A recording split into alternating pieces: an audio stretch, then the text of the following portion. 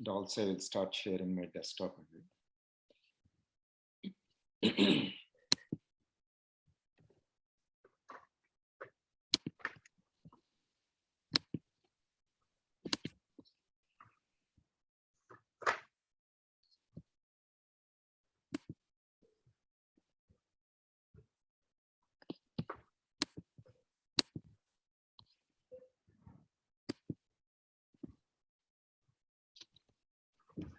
Can everyone see my desktop?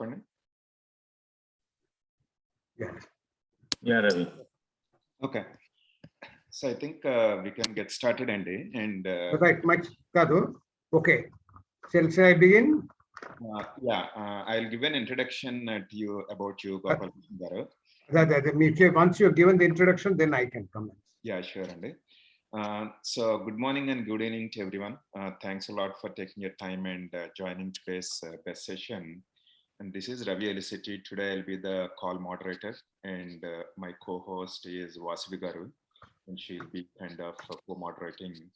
And for today's topic, life lessons from an IAS officer, it is my great privilege to introduce well-known, reputed government official, Sri Muddusetty Gopalakrishna garu, retired IAS officer, to this call. And Gopalakrishna garu, I know you have been very busy, but thanks a lot for taking your time and joining this call, Andy. We appreciate your time today.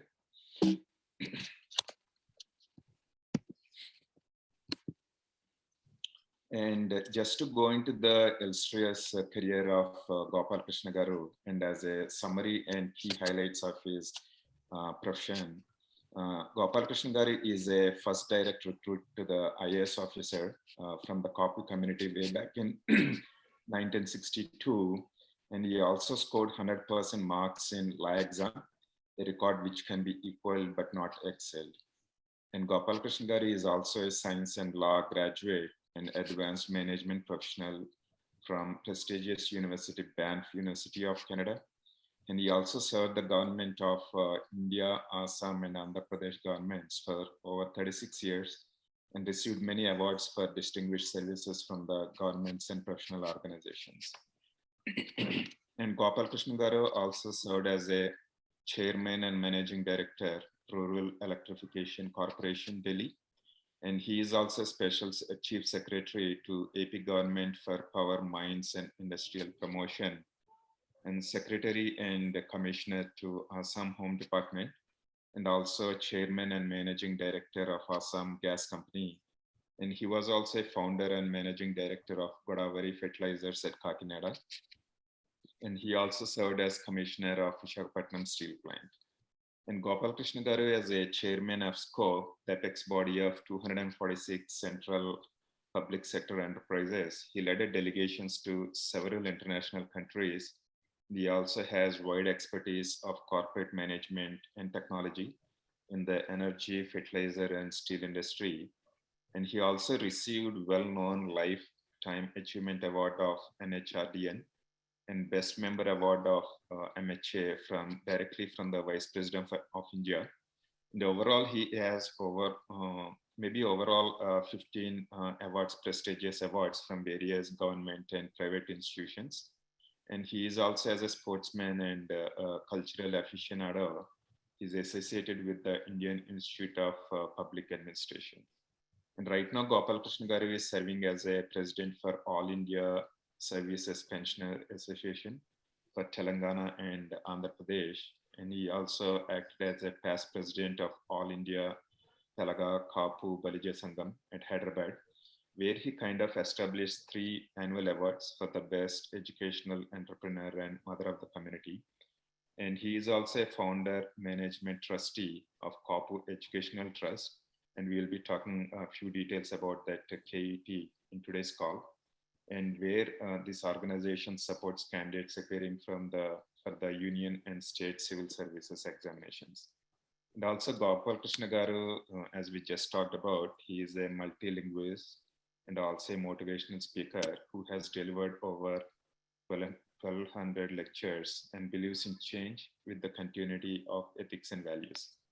And it is also a good news to tell everyone that right now he is working on his autobiography, So Gopalakrishna garu, we are looking forward for that autobiography to come out and your Thank you very much. lessons and lessons.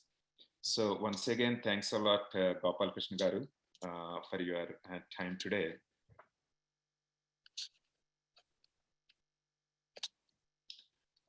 So Gopalakrishna garu, just to dive into today's topics, I know one of your passionate item is this Indian Administrative Services, Andy. So if you can just let us know, I mean, what really inspired you to get into the IAS community and what are your... Thank you very much, Mr. Ravi, and I welcome all the viewers. First and foremost, let me thank all of you for having spared time to listen to me. The first point they have raised is, in the IAS, what was my journey and what was the lessons that I learned in the process. First and foremost, I must tell that I come from a family which has an army background. Because of that, we were all educated in English convents, and therefore, probably we were, I would say, the second or third generation of educated persons in the community. My uncle, I.J. Naidu, was also Chief Secretary of Andhra Pradesh.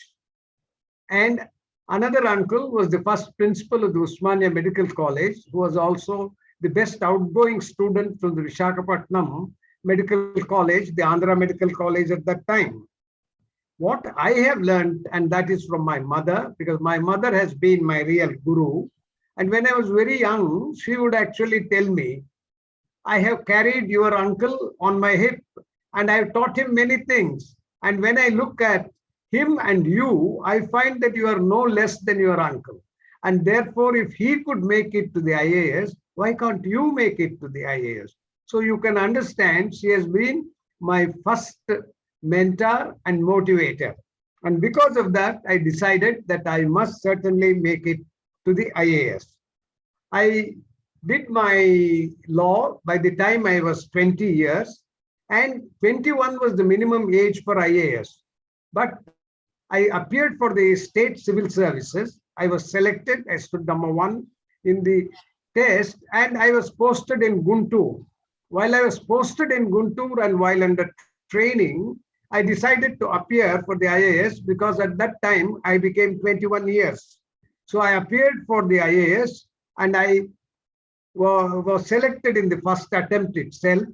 And at that time, there were no coaching institutions. And I used to go to the library. I used to go to the... You could probably...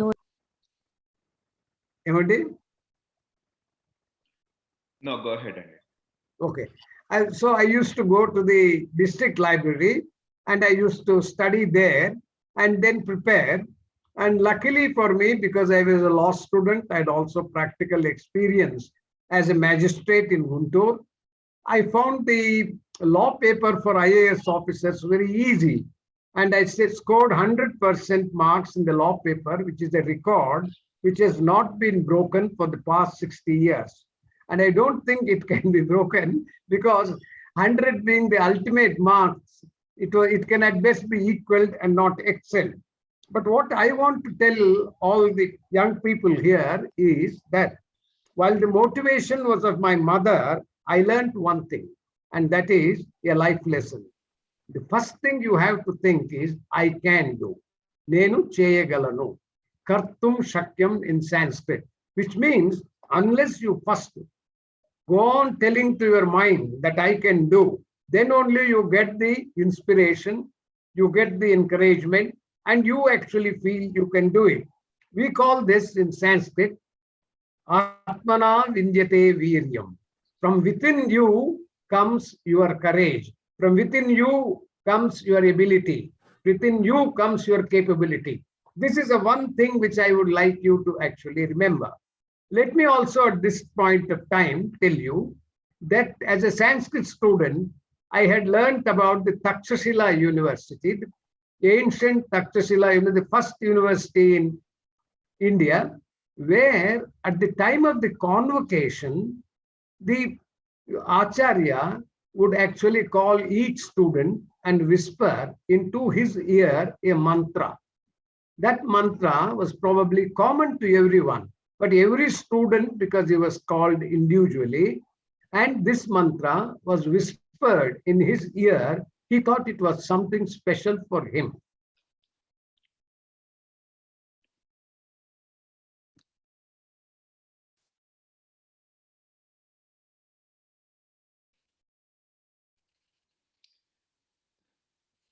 Gopalakrishna garu, I think we were not able to hear you only.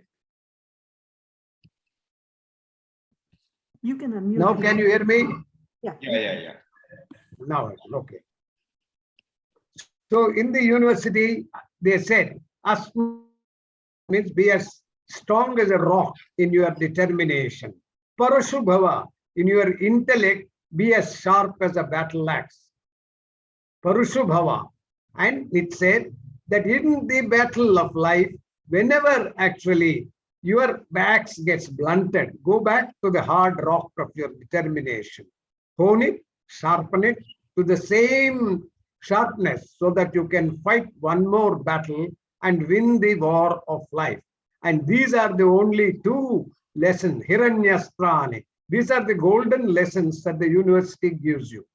That actually has been my guiding principle in whatever job I have done, that you have to steel yourself, that I can do and I will succeed in what I am going to do. This, I think, is something which is a life lesson which I learned and which has helped me throughout my career. Also, at the same time, in the IAS, one very important thing we all learn, and that is actually self-confidence. Confidence in yourself, that you have the person where the buck stops and you have to take the decision. So in such a situation, we always used to go back and say that I have to ultimately do it. So let me actually think of the pros and cons, and then let me take my decision. So this was one very important thing. And in the Upanishad, there is a one very important lesson told to the world. It says, Ano Badra Krutavo Yantu Vishwataha. Let us learn from all sides of the universe the best of knowledge, the best of topics, the best of ideas. Let us accept from all parts of the world. Let us not be confined to our home. Let us be open. Let us think in a bigger way. And that, I think, is very, very important. Also, at the same time, I found in the course of my life, I learned one thing, and that is reading must lead to thinking. Reading must lead to thinking. Thinking must lead to questioning. Only when you think, you can question. If you don't think, there can be no questions. Questioning must lead to actually knowing. Till that time, you do not know. Knowing must lead to doing. Doing must lead to understanding. And understanding must lead to your becoming a person who can deliver. This, I think, is a lesson which we have learned in the public service. Also, at the same time, I used to remember a small poem I read when I was young. It says, Keratam ante naku ento gauravam. Keratam ante naku ento gauravam. Adi lechinanduku kaadu. Adi padinanduku kaadu. Adi padina mari lechinanduku. So you see, it is not that it has fallen, but it is not accepting defeat. Don't accept defeat. If you don't accept defeat, you're bound to actually keep on trying. And that is the mantra for ensuring that you get success. This, I think, was something which was in the nature of a life lesson. And that leads us to the other question of, which is Nitya Madhyanaha. Keep continuously learning. Be a perpetual student. Only when you are a perpetual student, you will be able to actually achieve success. This is from my life experience, which I thought I should share with all my friends today. The second question that you raised for me is IAS and NBA fields, training and success factors. Let me actually say there is not much of a difference between administration and management. In the case of administration, the end results are not fixed. Whereas in the case of a management, there are specific topics and specific results that are expected. It's a result-oriented thing, whereas here it is not result, but satisfaction-oriented. Satisfaction of the person who is delivering and the person who is receiving that. So this is the major difference, as I visualize, between administration of the past and management of the present. And this is something which I used to say to all my students in the IP, Institute of Public Enterprise, and there we used to actually try to combine not only the normal management lessons, but also lessons from the ethics. So what I used to do was to call the Ramakrishna Mutt Pitadipatis to come and address us. So we used to have an induction program, and in the induction program, the first lecture would be on the ethics of a student, the values of a student, the ethics of a teacher, the values of a teacher. So we were able to bring the Indian aspect into play in whatever we were doing in the IPE. As a result of which, IPE was affiliated to a large number of professional bodies. We were able to get the CAT as the point for admission. We had a good mentoring system. For every 6 students, we had appointed a mentor, and our students did exceedingly well. And then because of my, I would say, influence, or because of my contacts, and since I was the chairman of SCOPE, the apex body for 246 central government public sector undertakings, and the largest investment body, what had happened was I was in touch with all the best companies in the government sector.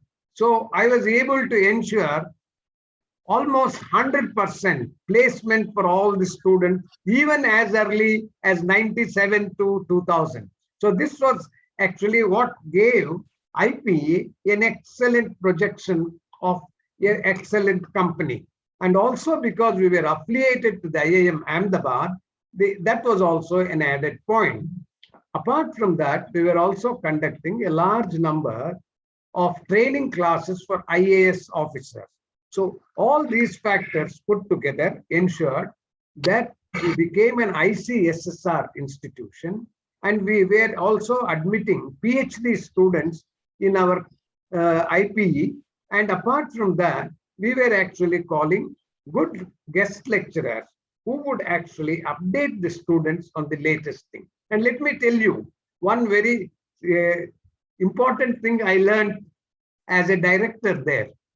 I used to give a prize for the student who had 100% attendance, 100% attendance. I expected that a girl student would get that award. But lo and behold, I found that a boy was actually the person who had 100% attendance. I was surprised. Usually boys have so many activities and they may not find the time and they may not find study so interesting. But nevertheless, I called him and said, now don't tell me that you attended 100% classes and you must have made some arrangements, some proxy for you. He said, what, sir? Who gave you your IAS? So I was shocked. He's questioning me as to whether government had done a correct thing in giving me the IAS. So I told him, why do you say like that? Then he said, what, sir? You should know this much. My teacher would have read at least 15, 20 books. It would have taken him 40, 45 days. After doing so much of study, he condenses it into a 45 minutes lecture, sir. And if I can patiently and interestingly listen to that lecture for 45 minutes, sir, it is equivalent to my having studied for 45 days, 20 or 30 books, sir. So I thought, hats off to this chap, because he only advised me on why he was actually ensuring 100% attendance. You see, some of these young boys also think a lot, and it is that thinking which had led him to come to the conclusion that he ought to actually attend classes regularly. It is as good as, otherwise he would have to do a lot of homework. And that is another thing which is very important. I used to ask my mother, what is the secret of your success? My mother, I used to ask her. My mother told me, it's a very simple, son. You do this, do your homework, put in hard work, put in smart work, build teamwork, build network. It's a very simply, she told it. Homework, hard work, smart work, teamwork, network. After telling all this, she said, what is common to all of this? Work. So she said, without working, no one achieves any success whatsoever. So I would request all my viewers to also keep this in mind, that this is a formula which will be suitable for them in their careers and in their life as well. Because you have to do a lot of homework. You have to do a lot of, and work is the most important thing. Without work, no job gets done. So please remember this small thing which I have learned, which I am trying to pass on to you for whatever it may be worse. The second thing is that I was selected for many prestigious courses, but every time I was selected as Queen Elizabeth House professor, but my government did not release me, saying the work here is more important. Another time I was selected in Sweden for a 1-year course, they didn't allow me. Commonwealth course, I was selected for a 1-year course in Australia, they did not allow me. They would tell me, I say, you know such a lot, there's no need for training for you. So, but I used to feel very bad that one little opportunity I was getting for learning, because I was very keen on learning. So that I was being denied of these things. So I thought maybe that I should not work so much that I become actually a person who is irreplaceable. So that is another lesson I learned. You must do only that much which is required to be done. Otherwise, you may get into trouble unnecessarily. So this is one thing which I learned. Another thing, when you look at both administration and management, I thought many times you have to take the decision. And people who take decisions are always alone. And at the top, the feeling that you get is you are left alone holding the baby. You have to find a solution. And how do you find that solution? So I used to think deeply as to how we can actually crack this problem. So at that time, I remembered somewhere I read, probably in the Bhagavad Gita or in the Upanishad, which says, put in English, it says, see inward, see inside yourself, see inward, look outward, see inward, look outward, move forward, together go fast forward, together go fast forward. So what it really means is that unless you go inside you, that is why we say, Atmana Vindyate Virya. Excellence must come from within. It does not come from outside. So you have to will yourself to bring out that excellence. And that is, I think, very, very important for us to actually know. The other thing I learned is that change, people say, is a constant. Why do they say that? Change is continuous. Change is happening all the time. And put it very simply, I asked my mother to know from her, what is her view of actually change? She told me very simply, Naina, change ante marpu. Prati chota edo oka marpu jarugutune untundi. Adi prapancham yokka vidhi annamata. Then she told me, marpu ante naina, దాన్ని జయించాలి అంటే నీకు నేర్పు ఉండాలి, నీకు ఓర్పు ఉండాలి, నీకు చేర్పు ఉండాలి, అవసరమైతే మలుపు ఉండాలి, నీవు తీర్పు చేయాలి, నీకు గెలుపు రావాలి, అప్పుడేరా మార్పు వస్తుంది. So you see how simply she put it in a mother's language. So I think it is actually really something like a lesson in management as to how you can bring about change. And change must be always for the better. Change must be always. But the problem I found is that we all say we must change. But the basic issue, as I look at it, is not that change always takes always takes place and happens actually. But the most important thing is that we should not be worried about the speed of change. The change may be varying. The speed of change should not worry us. But what should worry us is the slow responses to change. Change can be best managed if you are ahead of the change, ahead of the curve.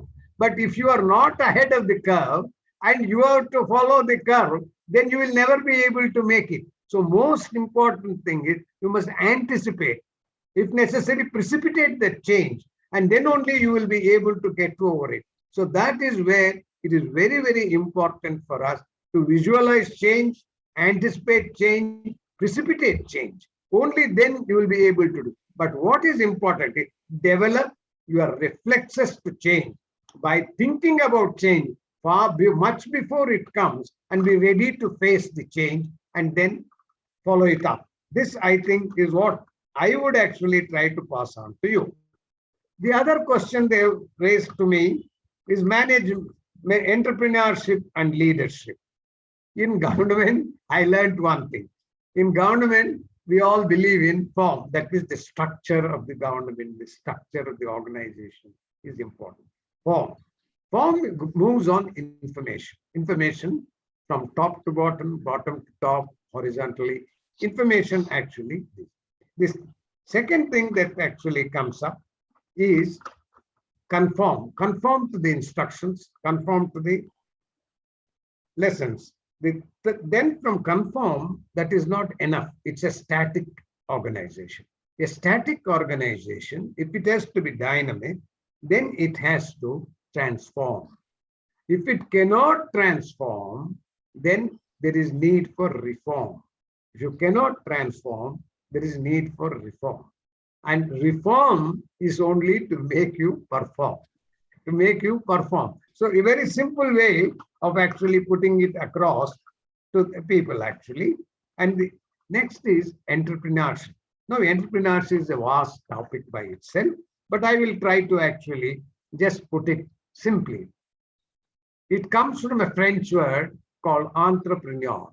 Entre means enter into something new. Enter into something new. Entre. Have a preview of what is likely to happen. Preview. And newer, learn the nerve center. In enterprise, what is the most important thing? Nerve center. That you should know. And you must have a preview of what is going to happen. And the other thing is you must enter. But before entering, you have to do a lot of homework. And that is extremely important for us.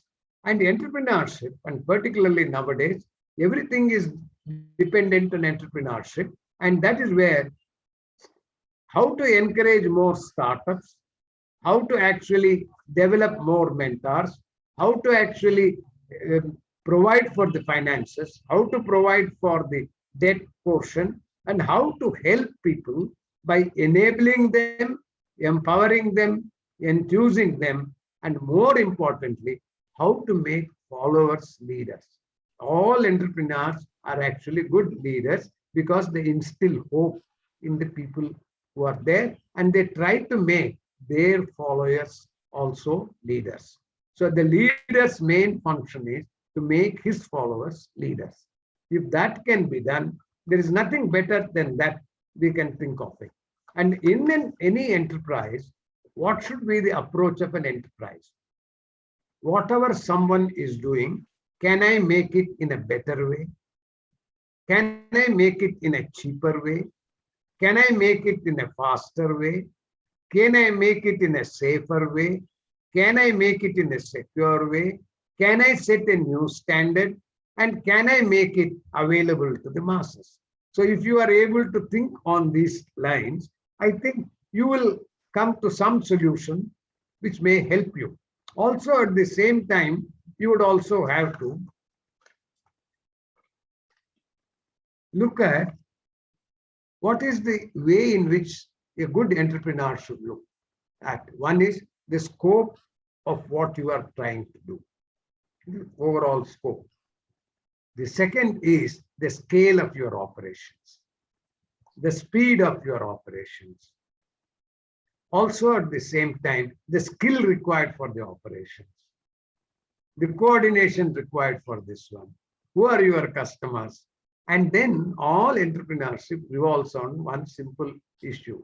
That means either you remove the dissatisfaction in society or you create new satisfactions. So one of these two things is what actually drives entrepreneurship and management. But what is important is the more number of entrepreneurs you have, the better it is. And therefore, all good institutions of learning, institutions of technical nature, they should encourage people to think differently, to think in a different manner, so that you are able to actually bring about basic fundamental changes in the way in which we operate, the way in which we think. This, I think, is extremely important for actually entrepreneurship.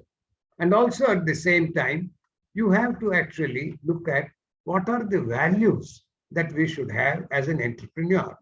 And that is very, very important. I want to give one small example.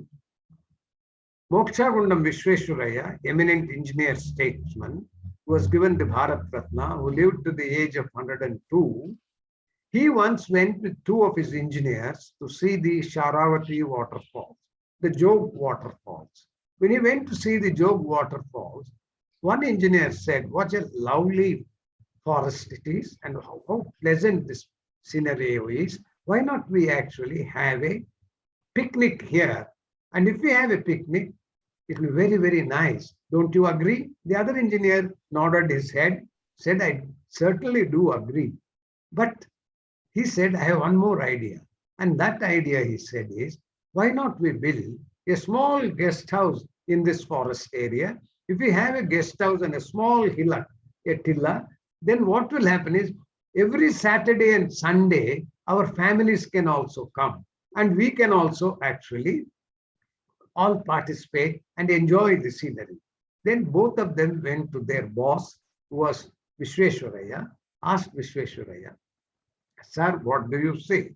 Vishweswaraya looked intently at the waterfall and just remarked, what a tremendous waste of energy. He just said, what a tremendous waste of energy. Both these Johnnies, engineers, did not know what to say. They said, sir, we don't understand. Please tell us what you are having in mind. Then he said, look here, for thousands of years, this waterfall has been flowing. And so much water has been flowing. If only someone had thought of actually harnessing the energy in the water flow, and if we had actually driven the water through a penstock, and if the penstock water had driven a turbine, and imagine what amount of energy we could have actually generated. And so much energy, I heard what you two boys were saying, so much energy that you can light not actually 100 guest houses, but as a bonus, 1,000,000 houses as well. See the difference in the thinking between the three engineers. One engineer thought of himself a good time and have good food, whereas the other fellow thought, let me also think. One was feeling about I, himself. The other fellow was saying, we, my families also should come. Whereas the other fellow, Vishweswaraya, was thinking of the whole universe. You see the difference of how a person looks at the individual plane, collective plane, and then one who thinks of the universe as a whole, actually. So that, I think, is very, very important for us to actually do. And every entrepreneur must be actually imbued with that particular idea of how we can actually go about our job like that. This, I think, is something which I thought it is worthwhile for me to pass it on to other people.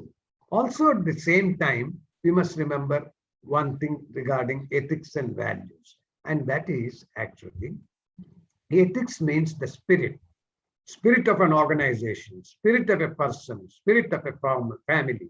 All these are ethics. It is called, from the Greek word ethos, it comes. Ethics means practice of ethos in day-to-day work.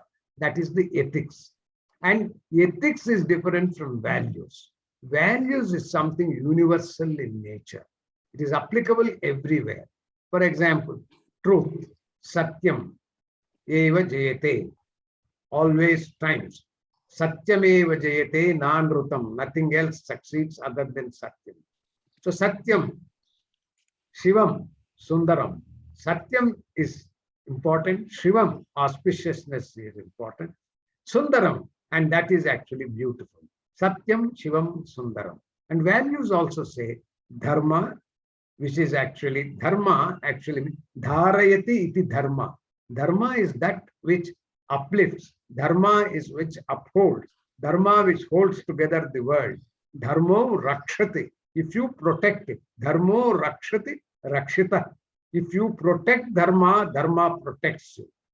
Dharmo rakshati rakshita, hatho va hanti. If you kill dharma, dharma in turn will kill you. See how simply it is put, and that is the beauty of Sanskrit. In minimum words, it expresses a lot of meaning. And then also we find a very simple formula I would like to pass on to all of you, and that is, in our belief, we say Shruti. Shruti means what you have heard. What you have heard is called Shruti. So Shruti is even any uneducated person. If he hears something, it strikes a bell in him. Shruti, Shravanam. That's why we say Shravanam leads to Mananam. Mananam leads to Dhyasanam. Dhyasanam leads to Dhyanam. One leads to the other. That is the process in which Shruti is very important. That is why the Vedas are called Shruti. The Vedas are Shruti. Shruti, Smriti, what is remembered. Puranas or Itihasas, this is all what is remembered and what is written down sometimes. So this is actually the Shruti, Smriti, Sadachara, good conduct, good usage, good precedents, good practices. This is Sadachara. Last is Swastika. If none of these three, that is neither Shruti, nor Smriti, nor Sadachara, gives actually an answer to your problem, then you have to go back. Swasyacha priyam atmanaha. What does the shrill voice of your conscience tell you? That is the most important thing that you need to keep at the back of your mind. Shruti, Smriti, Sadachara, Swasyacha priyam atmana. The shrill voice, everything may actually not be correct, but your voice will never, your shrill voice, your conscience will never let you down and never allow you to do a wrong thing. Please, in difficult circumstances, just retire, think deeply about it, and then let your conscience tell you what should be done. And then you will be always on the correct path. This is what I have learned in so many difficult situations that one has to actually follow. The other thing I want to actually talk to you is a very simple thing. I have been asked to talk to you on Kapu community advancement. You see, what is happening is the educational levels among the Kapu community is not very high. And we used to traditionally believe in actually either joining government service or actually cultivating our lands or doing petty business. But we never had a thing that we should excel. So to me, what is important for the Kapu community to accept and uphold is that they must follow what I call the 3 E's. First is excel. Everyone should excel himself. Excel yourself. Excel yourself. Exceed the expectations of other people about you. Exceed the expectation. Expand your thinking. Expand your horizons. And expand your opportunities. So this is 3 things. The 3 E's. Excel, exceed, and expand. Also at the same time, you will also have to actually look at a simple principle which is followed in all big organizations, that is, with minimum effort, with less effort, with maximum benefits, with less efforts to more people. To more people, maximum benefits with less to more people. So the MLM principle is a very important principle. If any community has to actually come up actually. So how do we actually do that thing? And any community advances by its educational standards, by its economic opportunities, and by its ability to save and then to spend. You must save and then to spend. This is also one very important thing, because many corpos actually spend more than they earn, and therefore they get into the debt trap.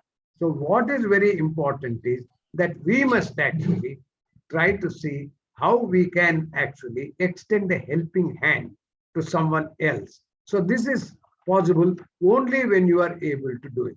That is why we must actually try to ensure, as a community, how do we encourage education? How do you encourage professionalism? How do you encourage employment? How do you encourage health? How do you encourage women's development? How do you build role models other people can follow? And how do you create a large number of entrepreneurs so that the community can come up? Other communities have come up purely on the basis of their entrepreneurial abilities and skills, and supported by one another. So that type of a feeling of our community must help one another, and our community must stand first in several activities before we can actually preach to other people what should be actually done. So that is why I used to always think that cheyuta ivadam chala important. How do you give that cheyuta is very important. And many people used to ask me, and I'm very fond of quoting something which I learned, and that is, I have 5 fingers on my hand. All of you can see me. The little finger, Chitikanavelu, this is called Jala Ungili. It represents actually water, Jala Ungili. The second one is Prithvi. Prithvi actually means the earth, Bhumi. Prithvi, all things come from the earth, whether it is crops, whether it is food, whether it is gold, whether it is silver, whether any mineral, all of it comes from this. That is why this finger is called the ring finger. This is the first finger where the ring is to be put, because this comes from Prithvi. It is the earth, it represents our living earth actually. The third is called Akash. It is the tallest finger, the longest finger. So this is Akash. Nothing can be built above Akash. Akash is always above everything else. So this fellow is the fellow who thinks I'm a big man. Every fellow must respect me. Every fellow must salam me. And every fellow must kowtow me. So this is a very important. So this is the ego fellow. So this is actually the middle finger, the Akasha. The next finger is actually Vayu. This finger is only finding fault with other persons. He will not point it at himself. He will say that fellow is done a wrong, this fellow has done a wrong, this is his mistake, not my mistake. So all these things is the function of this particular finger, which is called Vayu finger. Vayu. Then there's another finger, which is the thumb. The thumb is stout. The thumb is short. The thumb is not very pleasing. You don't put a ring on this finger. Whereas on all the other 4 fingers, you can put a ring on every one of these 4 fingers, but not on the thumb. But you look at it. This finger, you may put a ring. But then you look at it. This fellow's, he can stretch only this much. Only this much. Same thing. This much, this much, this much, this much. But which fellow can touch every one of them? The thumb, it can touch the little finger, it can touch the ring finger, it can touch the middle finger, it can touch the 4th finger. Now you look at it, all these things can be touched by this. So this fellow may be short, this fellow may be ugly, but then what happens? He is the only fellow, he can touch everyone. Anyone who wants to actually improve the Kapo community must be like this fellow. He must not expect recognition. He must be actually subservient, humble, but he must be able to touch each one of them. And he must be able to get all 5 of them together as a powerful fist of fury, of energy, and of strength. And if he says like this, you are thumbs up, you are for victory. If he says like this, you are down. But what is important is all of you must combine together.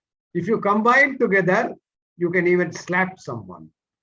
But if the other hand also cooperates, and if they come together, it is not a slap, but it's a clap. It is recognition of some good work that has been done by anyone in the community. And that is one thing where I think the community must try to spread this feeling that we will have small fellows who have always been dependent on someone. You have fellows who are shokilas. You have got fellows who think too much of themselves. You have fellows who are only pointing fingers without doing anything. And there is one fellow who is quiet, but who does all the work. And he is the one who can actually unite everyone together.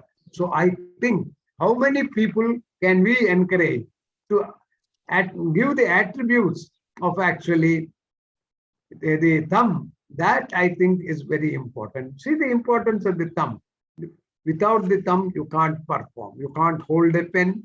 You can't write something.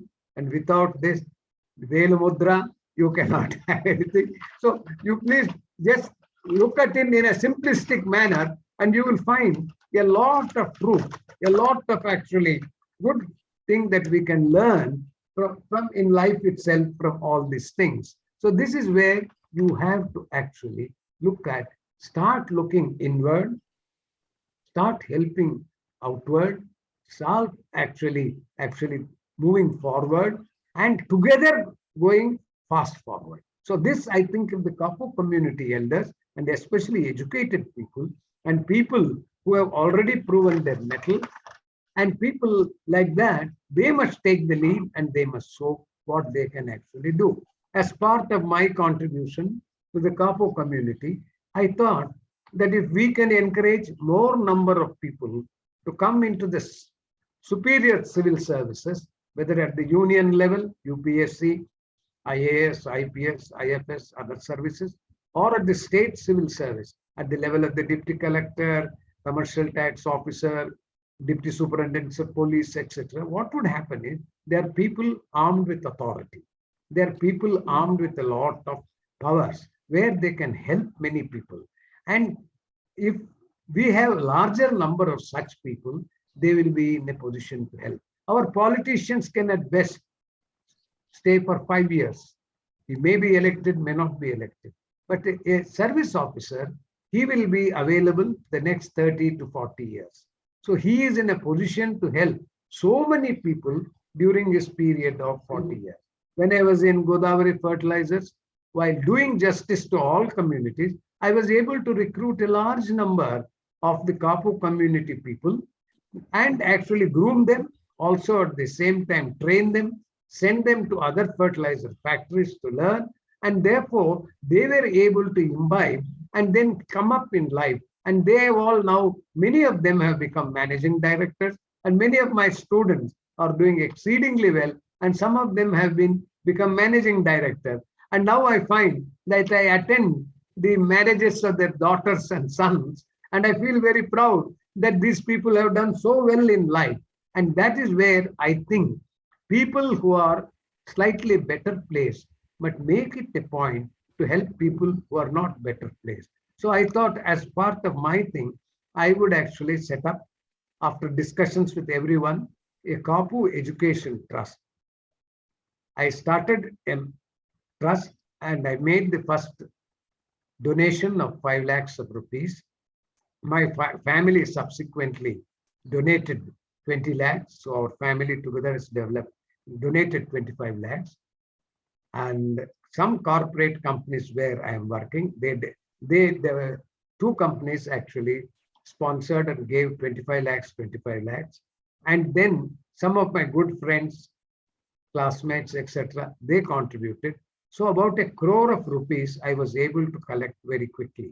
After that, I had to actually go around with a begging bowl and then fixed 2 categories, 1 lakh donors and 5 lakh donors. We were able to actually get it. And I'm happy to report that despite the COVID and despite all the problems, we were able to actually felicitate from our community as many as 30 officers who were selected into the IAS, IPS, the IFS, and also in the Central Civil Services. And these 30 officers will each stay for another 30 to 40 years. And therefore, I do hope that they will make some element of change in the community and they will be helping other people also.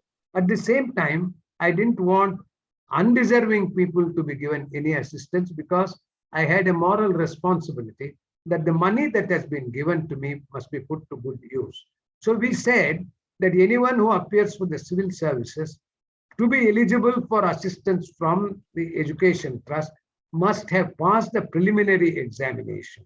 For the civil services, the preliminary examination is some sort of a qualifying examination. That examination, if you qualify, then only you are allowed to go to the final mains examination.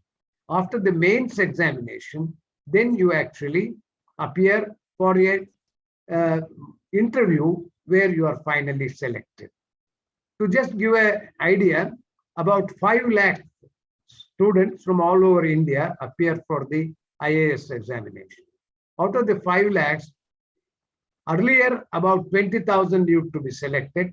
Now they've put it down to 3,000 by making it very strict. Among the 3,000, then people who pass the mains, they are probably about 1,200 or so. After 1,200, then they will actually keep up with the other people.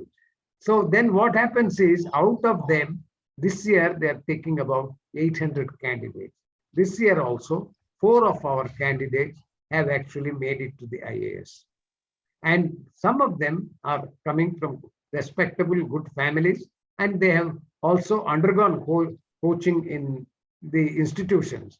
Our Kapu Corporation also tried to help them by giving 500 scholarships in 1 year and 750 scholarships, and just send them to the coaching institutions. But that is not the correct way of doing it. They should have screened them, then they should have actually selected them after a screening examination and sent them. As a result of which, though 1,250 Kapu candidates sponsored by the Kapu Corporation in 2 years, not a single fellow passed the mains examination. So you can understand how tough the examination is, but also at the same time, how naive our corporation was. I told them, this is not the way to go about it. You must first screen the candidates and then decide according to a mentorship program. No point in putting them to a coaching institution without making arrangements for mentoring. I am actually a mentor, particularly for the mock interviews. I was for 4 years a member of the Public Service Commission for the interviews. And so when I was doing the interviews, I had known what are the qualities we should look for. And I used to actually take up free of cost for every student who came to me for mock interviews.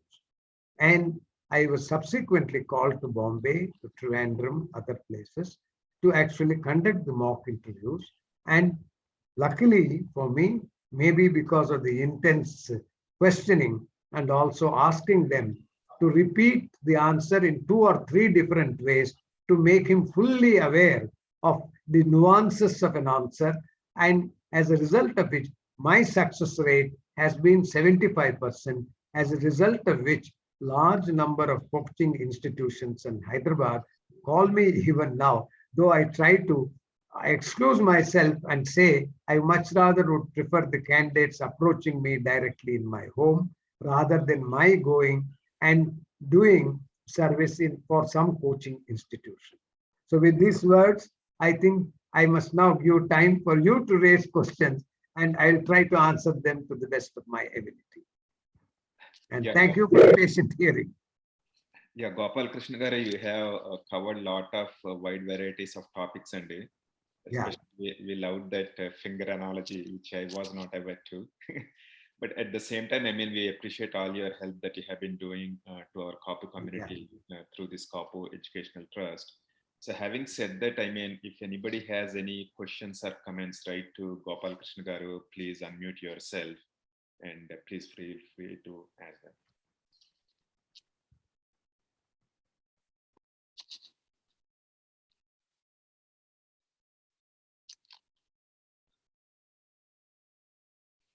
Any questions, Andy?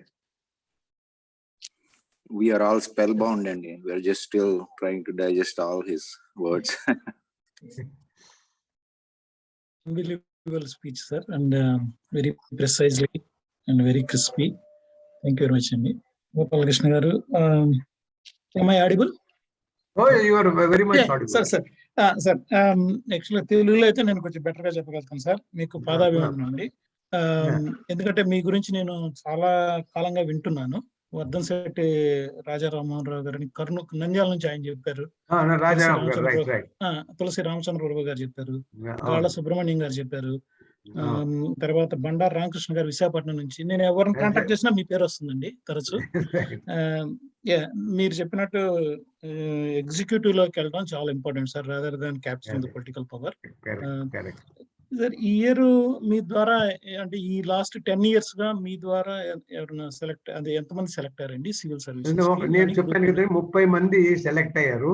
ఆ 30 మందిలో 5 IAS select అయ్యారు, 4 IPS వాళ్ళు select అయ్యారు, ఒక IFS అమ్మాయి select అయింది.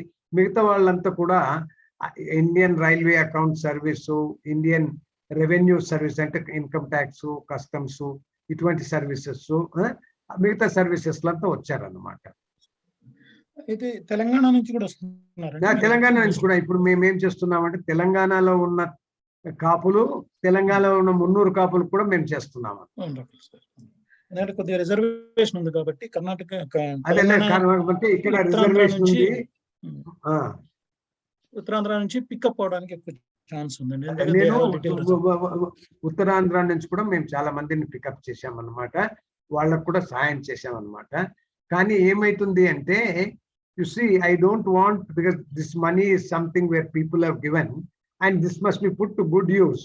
So I screen very tightly before I decide to give any money to anyone, because it should be worth supporting that person. So I have a very simple thing. If he has passed the preliminary examination and appears and applies to me, I am definitely considering all such cases. But many times what happens is they are fairly well-to-do, and nowadays the main thing I noticed is most of the students who are appearing for IAS are engineers. Let me tell you one thing. People who join the IT industry, they work for 4-5 years, they earn some money. With that, they get also frustrated in the first 5 years, saying that the same type of job they are doing, they don't find any challenge in the job. So they decide, why not I appear for IAS? So they take some thing and go to and join a coaching institution. And then they appear, somehow they are not trained properly in the coaching institutions. They don't have any mentors. So as a result of which, though a lot of money is spent and large number of our people also join the coaching institutions, there is not practical guidance for them. So that seems to be the main problem of many students who are joining the coaching institutions. And coaching institutions are only interested in collecting the fees. There is no individualized mentorship. Whereas you must tell the students how should they prepare, what should be actually their work schedule, what should be their time schedule. These things are very important. What time you get up, what time you attend to things, which is your best time for study, how do you make your notes, and how do you use acronyms, how do you actually help yourself. These are things which are very important. How do you actually, I'll tell you one case of an IAS officer. He's from our community from Tamil Nadu. He told me, sir, when I read a thing, I first underline in pencil the important sentence. Again, after some time when I read it, I just shorten whatever I have written in pencil, underlined it, so that I come to some keywords. I only write down all those keywords. So the moment I read that keyword, I remember the entire para. So you see, a very simple method. Like that, each student, according to his method of learning, he has to actually evolve his own schedule of how he will actually prepare his notes, because you won't have much time during the examination season. So you are better to actually do something. So some hints like this we also give to our students, and we also hold meetings where we actually advise students how they should prepare, etc. But then you see somehow students feel that if you join a coaching institution, they will teach us everything. Unfortunately, in the coaching institution, they are teaching to classes of 100 people or 120 people. No one pays attention. And the teacher just moves from one class to the other. He doesn't have time to answer questions raised by the students. And students also are afraid to ask questions in a large class.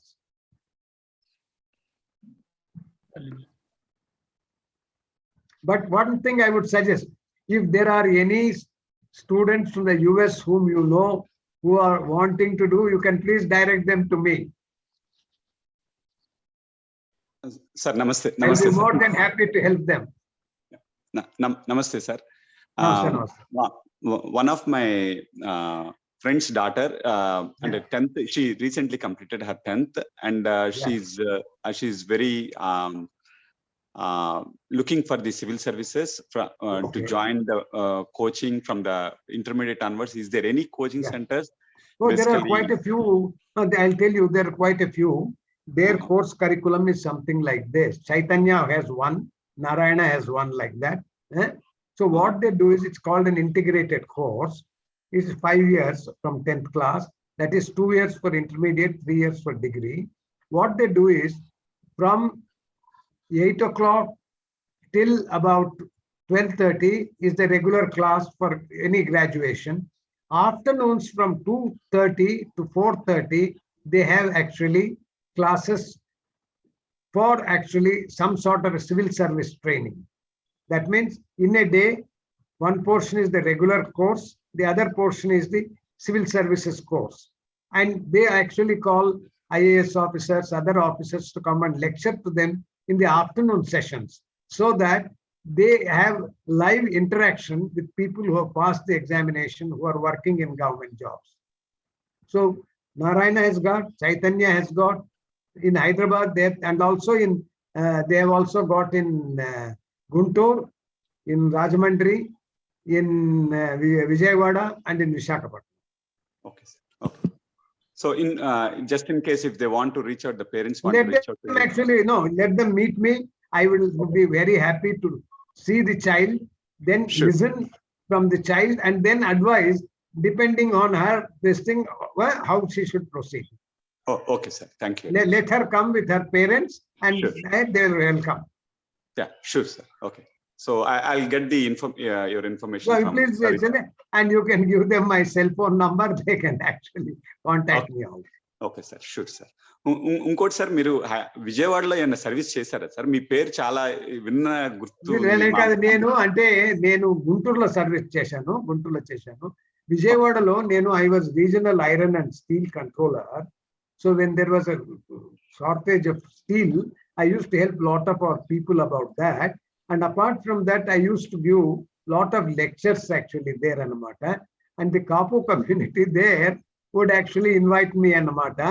So that is how and then I helped some people to set up enterprises. There is one enterprise called RR Enterprises. That RR Enterprises, I actually put them on the right path. And now they're a leading hosiery manufacturer in this, and they're supplying to all the schools and also the police battalions all over South India and also North India.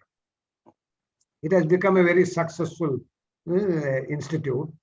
And also another lady who has actually set up industrial estates and then tailoring other classes, etc. Thank you, sir. So I'll give your numbers. Yeah, right. Please.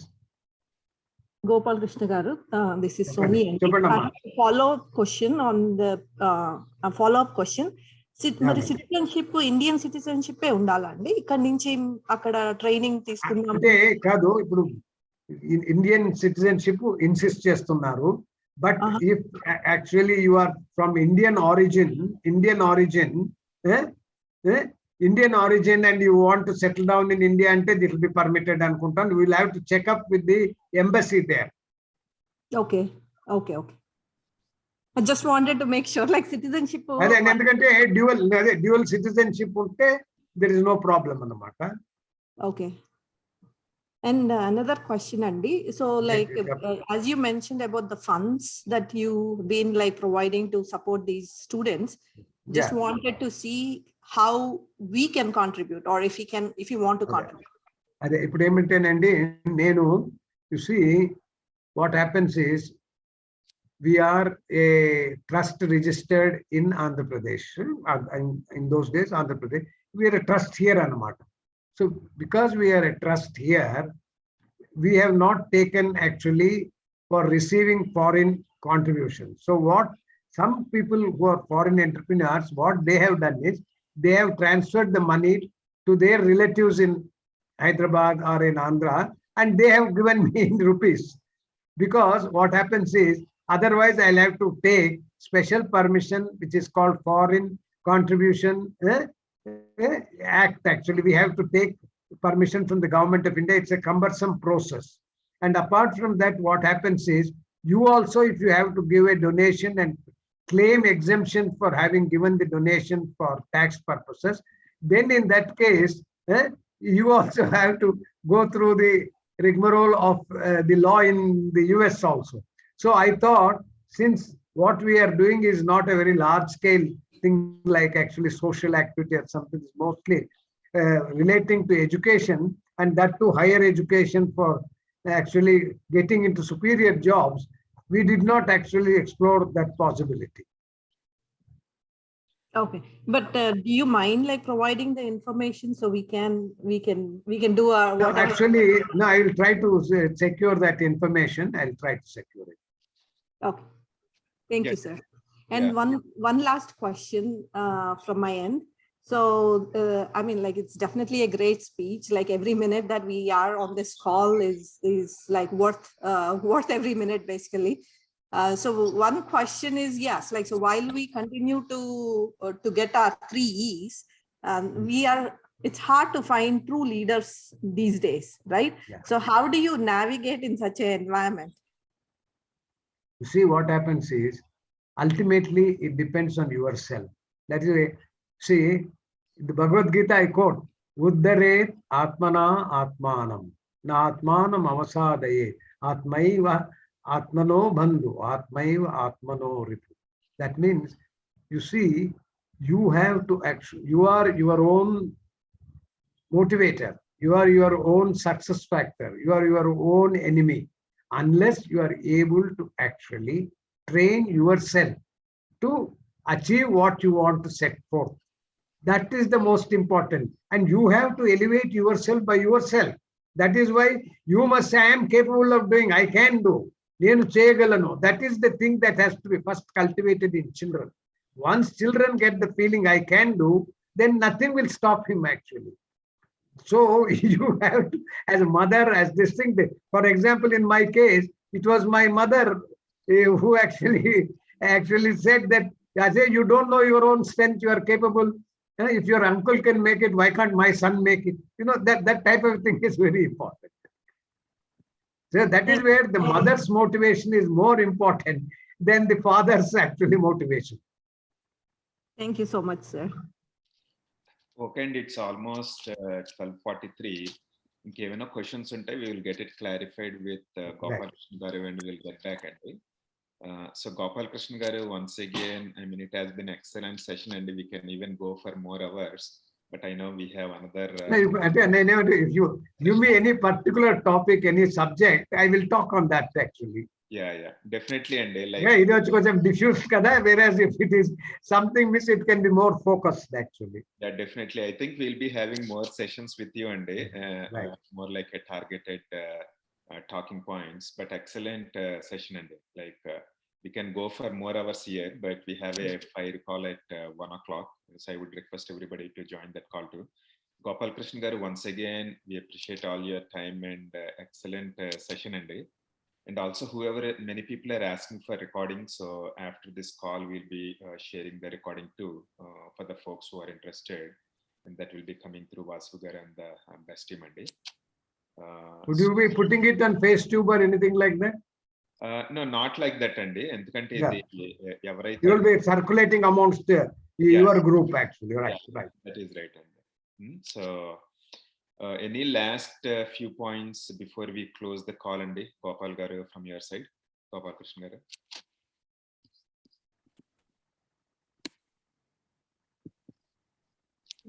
Sir, ఎవరో అడుగుతున్నారు అంటే as an IAS officer you would have gone through lots of political and pressures kada, so how have you handled them అని ఎవరో అడుగుతున్నారు class. You want to address that? See, I have faced lot of difficult situations. For example, I was actually a lot of things I can actually tell you, but that will take a full session actually, because I was in the midst of trouble, Mizo Hills lo unnanu. Then I was in the Bangladesh operations. I was actually in the Chinese operations.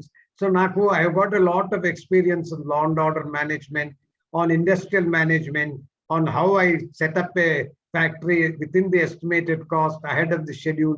But each one of them is a separate topic by itself. So it's very difficult to compress it in a small thing. I'll just only give you one small instance.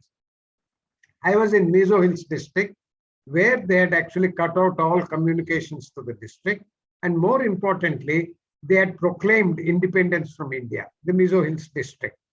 So at that time, the district administration was paralyzed. They all had to take shelter in the Assam Rifles camp. At that time, actually, all the bridges were blown off. One of the officers were kidnapped and taken to East Pakistan. So at that time, the army had to move in, and I moved in along with the army to restore law and order as an administrator. So I had to walk the way, and then after that, restore it, restore communications, restore civil supplies, and also restore law and order. And I went after them like mad, and as a result of which I could make them surrender, and then restored peace and law and order in that particular day. At that time, many people would actually, I got a very funny instance, I'll tell you. My commissioner, my superior officer, came and he visited my district. I accompanied him for some portion of his visit. Some other portion others visited, accompanied him.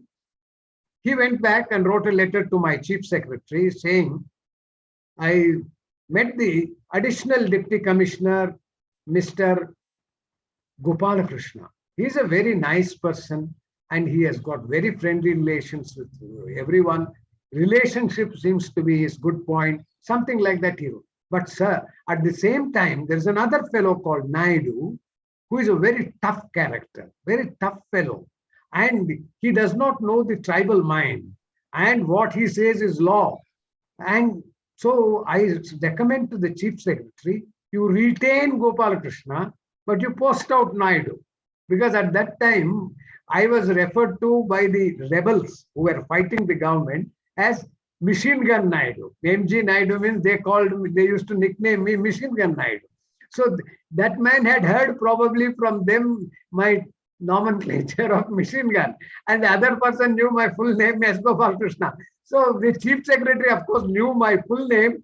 He knew Muddusetty Gopalakrishna is in my civil list. So he knew my list.